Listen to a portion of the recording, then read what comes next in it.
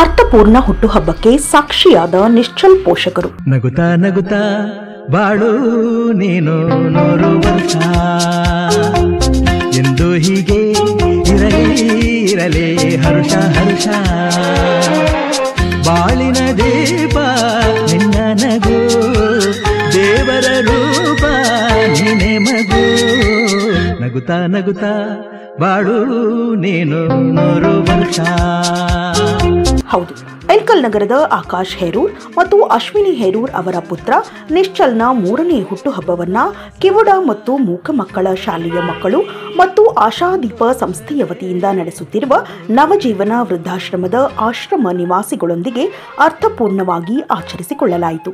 ಮಕ್ಕಳು ಮತ್ತು ವೃದ್ಧರಿಗೆ ಅಲ್ಪೋಪಹಾರ ನೀಡಿ ಸಂಭ್ರಮಿಸಲಾಯಿತು. ನಗುತ್ತಾ ನಗುತ್ತಾ ಬಾಳು ನೀನು 100 ವರ್ಷ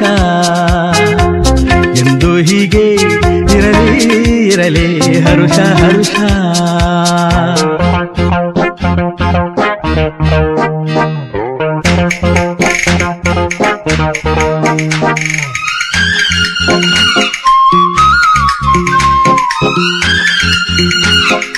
ಇನ್ನಷ್ಟು ಅಪ್ಡೇಟ್ಗಳಿಗಾಗಿ ಫಾಲೋ ಮಾಡಿ ವಿಜಯ ಧ್ವನಿ ನ್ಯೂಸ್.